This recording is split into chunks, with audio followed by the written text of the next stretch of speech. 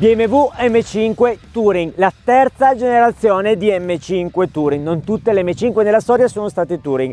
Molto controversa questa perché ibrida, ma facciamo un passo indietro. Perché BMW ha puntato all'ibrido? È molto semplice: per rispondere a una normativa, quella delle emissioni europee, che obbliga un vincolo di emissioni globali, 95 grammi di CO2 per chilometro sulla media del range di produzione. Questa normativa è stata alleviata recentemente dall'Unione Europea, ma la circolare attuativa non è ancora chiara e comunque sembrerebbe vincolare al limite medio per i 3 anni e non cambia la logica, cioè quella di dover ridurre le emissioni, ed è per questo che anche Audi con la sua RS6 prevede un'uscita di produzione a breve, forse lo ha già fatto per la vettura. Quindi la soluzione dell'ibrido non può che rimanere l'unica percorribile per gli ingegneri, e all'interno di questo range, motore termico più ibrido o full electric, è lì che si deve lavorare per ottimizzare le prestazioni. Oltretutto in alcuni paesi, pensate alla Francia, una vettura come questa non ibrida, vedete l'M3 Touring ad esempio, paga ben 60.000 euro di ecotassa all'acquisto, quindi 60.000 euro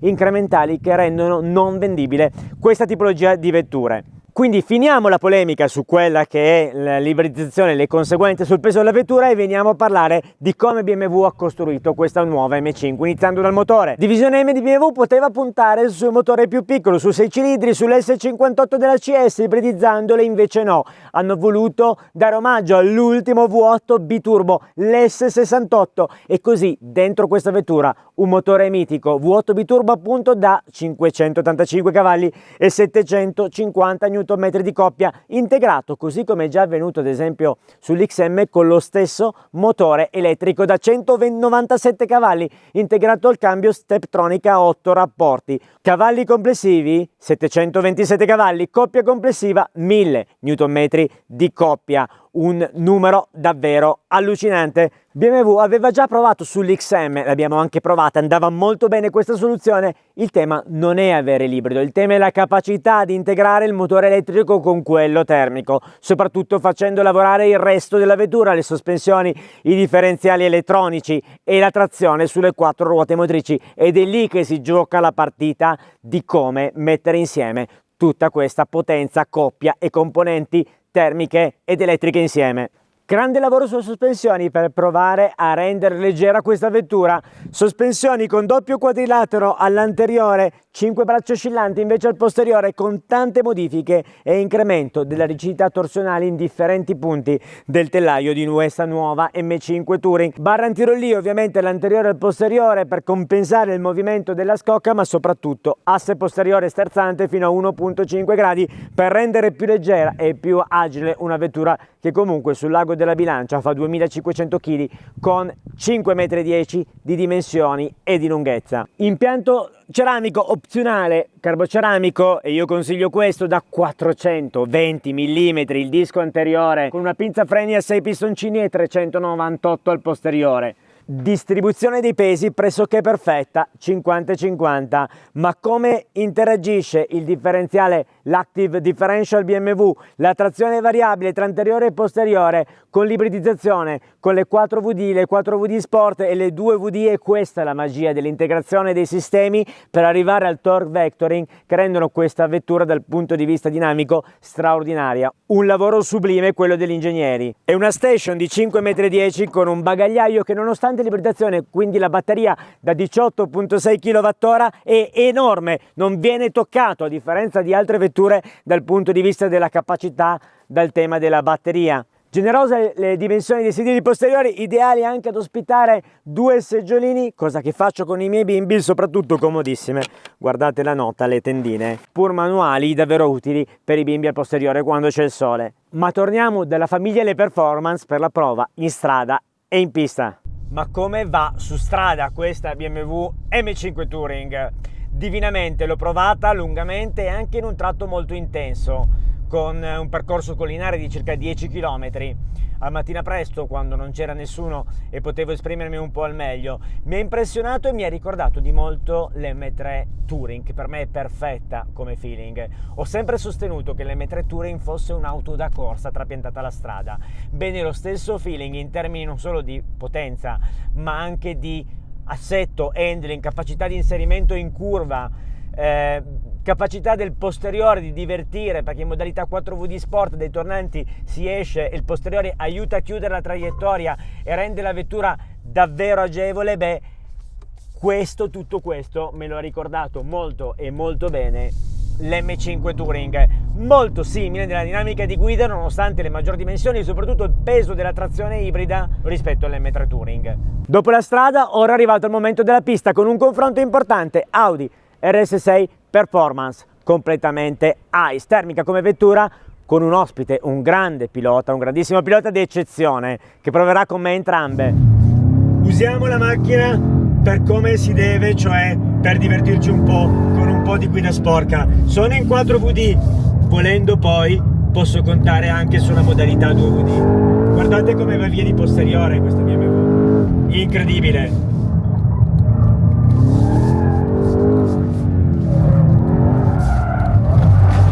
Il pendolo viene di un bene con questa BMW. La capacità di giocare con questa vettura di 2500 kg è un qualcosa in 4 ruote motrici, non in 2, è un qualcosa di incredibile. Trovate una vettura che sa fare queste cose di queste dimensioni. Che drift, ragazzi, che drift! La vettura non è eccellente, è quantomeno stellare. Non ho neanche bisogno delle 2 ruote motrici, che dopo proveremo per toglierci il gusto e la voglia di capire il bilanciamento del telaio.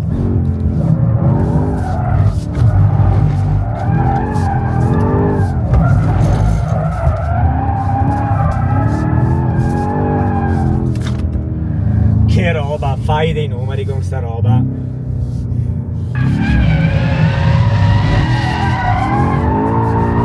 Questa è la modalità 2 ruote motrici, però devo dire la verità, per me non ce n'è davvero bisogno, perde di bilanciamento la M5, è già ottimale in 4VD Plus per far fumare gli pneumatici posteriori. Credo che queste Hankook, che non adoro, le cambieremo molto presto.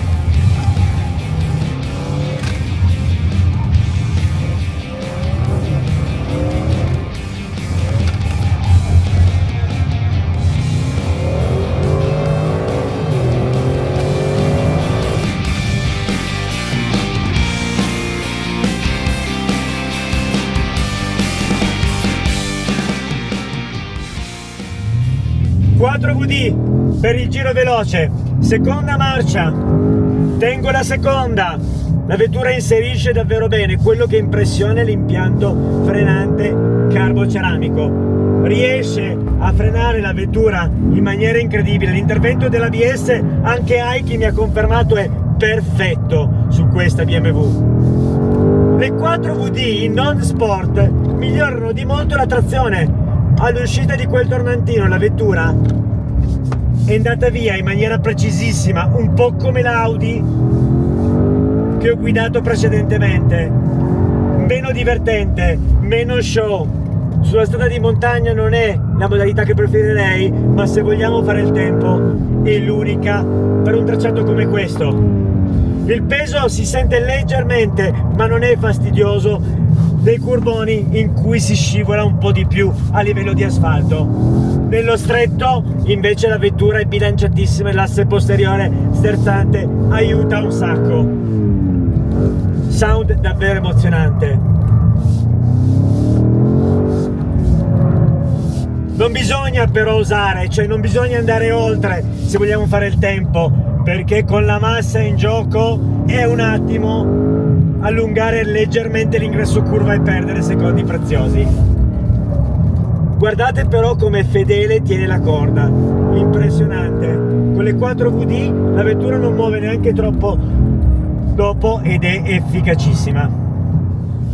BMW M5 G99 straordinaria su strada, l'ho detto, l'ho dichiarato, ma il verdetto della pista altrettanto utile. Abbiamo preso una pista difficilissima, un cartodromo stretto, tortuoso, dove i 2500 kg potevano essere messi in difficoltà, soprattutto nel confronto con una vettura, l'Audi RS6 Performance, l'ultima dell'era delle RS6. Eppure questa vettura, che è la prima della G99, sono convinto che usciranno altre versioni, magari una CS o magari una Competition, si è comportata decisamente bene. In particolare il confronto anche con il pilota di Formula 1 Heikki Kovalainen è stato davvero utile.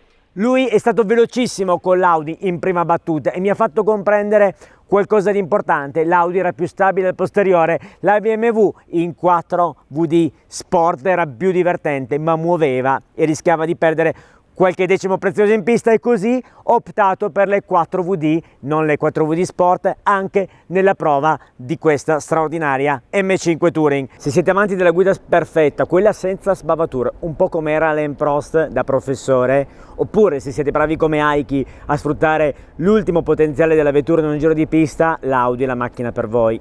Ma se volete divertirvi davvero nella vita guidando, e probabilmente siete un ottimo pilota o anche solo un buon pilota come me, con questa BMW non solo siete più veloci, ma riuscirete a divertirvi in tutti i modi possibili, e non solo nella modalità due ruote motrici, ma soprattutto nella 4WD Sport potete fare delle cose incredibili con un'auto nelle mani che si dimostra agile come non pensavo potesse essere. Vi invito a commentare qui sotto cosa ne pensate di questa prova.